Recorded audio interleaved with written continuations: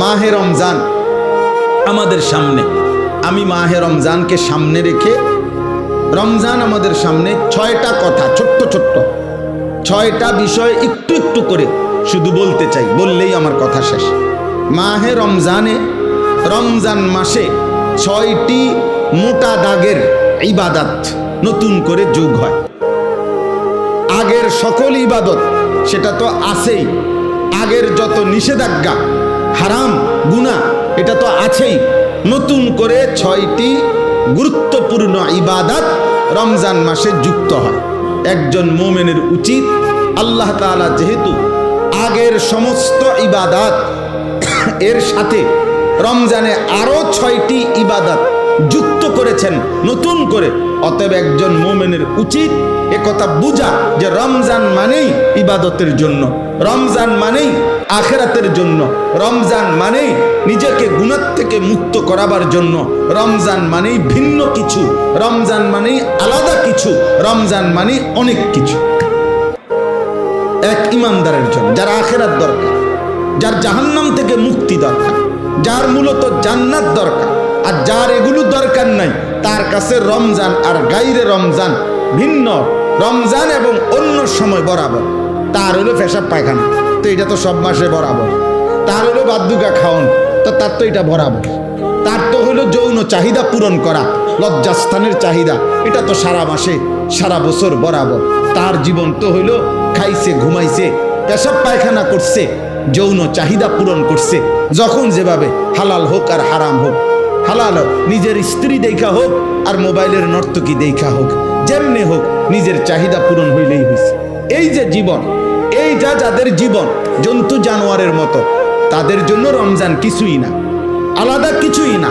কিন্তু খোদার কসম, যার জাহান্নাম থেকে মুক্তি দরকার, যে বোঝে আমার আল্লাহ আছে, যে বোঝে আমার আখিরাত আছে, যে বোঝে হাসরের ময়দান হবে, বিচার হবে, একদিন আমাকে আমার আমলনামা আল্লাহর সামনে নিতে হবে, আমার জীবনের সমস্ত ভালো মন্দের হিসাব আমাকে দিতে হবে, খোদার কসম ওই ব্যক্তির জন্য রমজান অনেক কিছু, অনেক কিছু।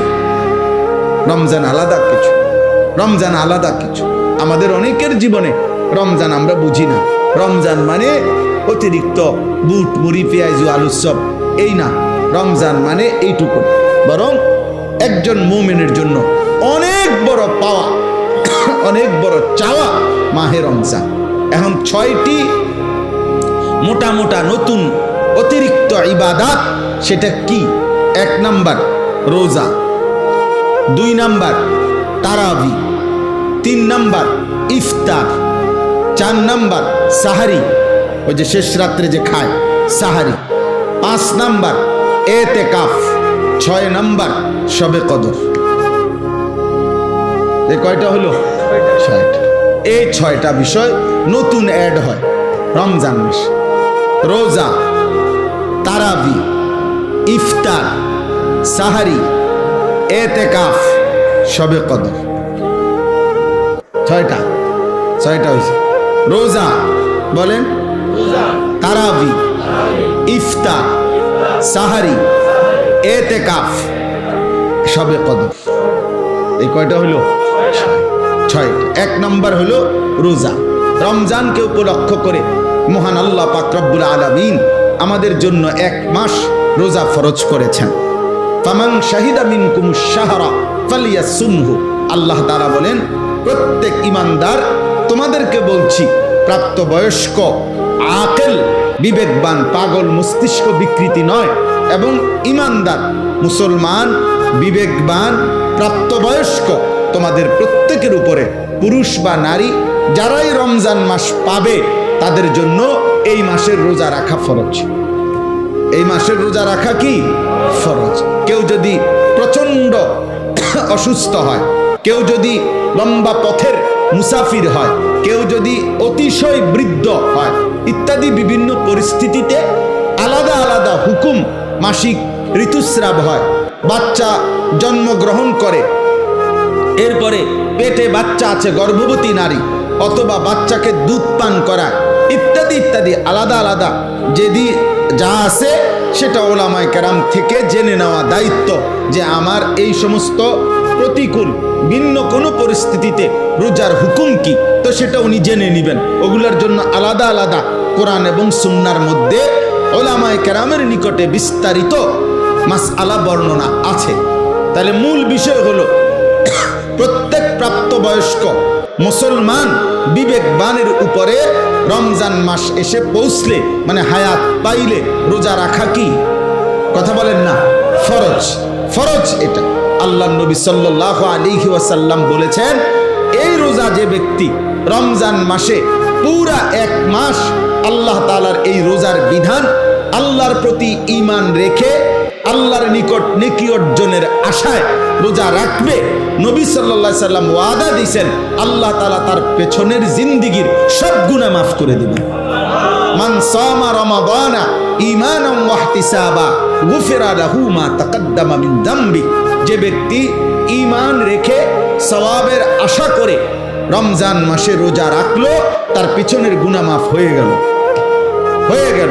আল্লাহ নবী সাল্লাল্লাহু আলাইহি ওয়াসাল্লাম বলেছেন, আল্লাহ তাআলা নবীজিকে শুনাইছেন যে বন্ধু, বান্দার সব আমল সে নিজের নেকি অর্জনের জন্য করে, কিন্তু রোজা শুধুই আমি আল্লাহর মহব্বতে রাখে। আমি নিজে ওয়াদা দিলাম প্রত্যেক রোজার বিনিময় আমি আল্লাহ নিজে তাকে দেব। তাহলে অনেক ফজিলত, অনেক ফজিলত। সবচেয়ে বড় লাভ হলো আল্লাহ তাআলা বলেন, এক মাসের রোজার বরকতে লাআল্লাকুম তাত্তাকুন, আমি আল্লাহ আমার প্রতিটা ঈমানদার বান্দাকে মুত্তাকি বানিয়ে দেব। গুনাহমুক্ত এক জীবন তার জীবনে আমি গড়ে দেব, বিনিময়ে সে জান্নাতি হয়েছে। তাহলে সংক্ষেপে বললাম, এক নাম্বার হলো রোজা।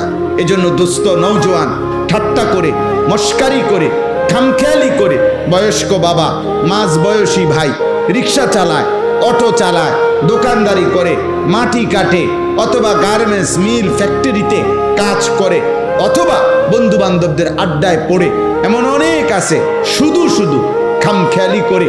উনি আগের থেকে বুঝছে আমি পারতাম না, এই সমস্ত কথা বলে রোজা রমজান সে পালন করে না। সে এই গোপনে চুরি করে, চালাকি করে, কৌশল করে খাইয়া ফেলে। হ্যাঁ আমার ভাই, আপনি আপনার বিবির কাছে হয়তো বললেন আমি পারতাম না, তা আপনার বিবি কাছে আচ্ছা তা খাইয়ালাম। আপনার গ্রামবাসী কিছু বলতে পারলো না, কেউ দেখলো না, কেউ শুনলো না, কিন্তু যিনি আপনার আমার হিসাব নিবেন সেই মহান আল্লাহ পাক রব্বুল আলামিন, তার থেকে আপনি জবাব দিবেন কিভাবে?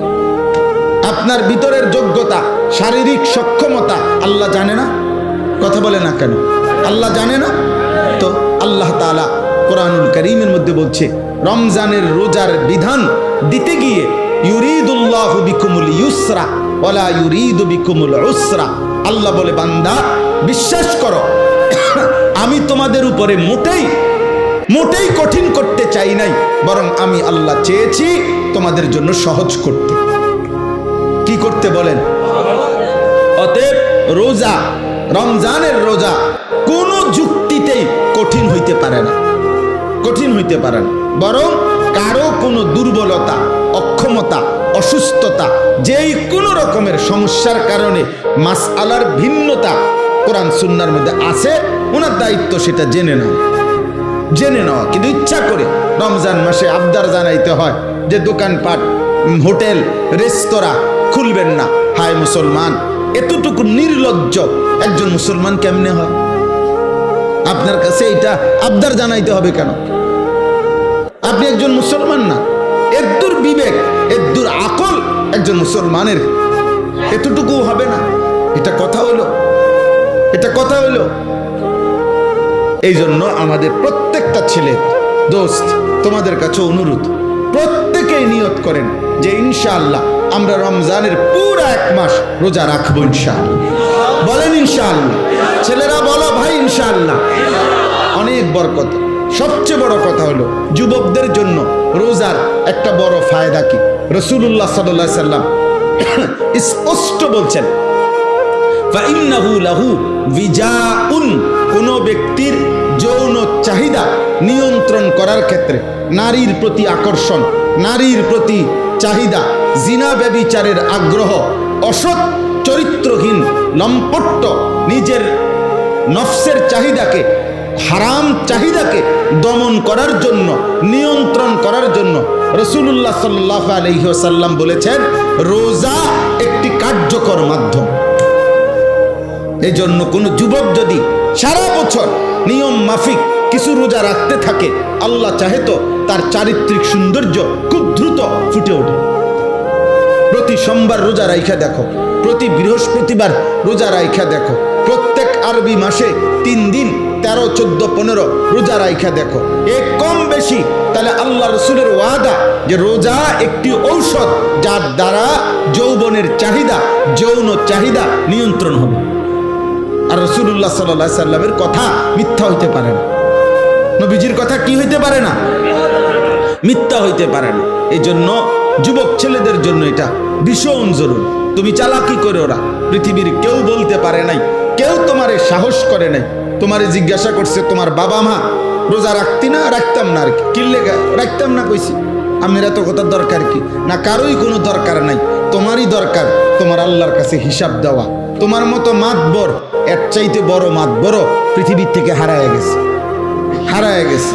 আজরাইল তোমার আমার চাইতেও বড় ক্ষমতাধরদেরকে এই দুনিয়া থেকে ধাক্কা দিয়া কবরস্থানে ফেলাই দিছে। অতএব মাতবরের কিছু নাই, অহংকারের কিচ্ছু নাই, অহংকারের কিচ্ছু নাই। কালকে পত্রিকা আসছে, খবরে দেখলাম যে ওই ভোট কেন্দ্রে দাঁড়ায় আছে, ভোট কেন্দ্রে দাঁড়ানো অবস্থায় একজনের মৃত্যু হয়েছে।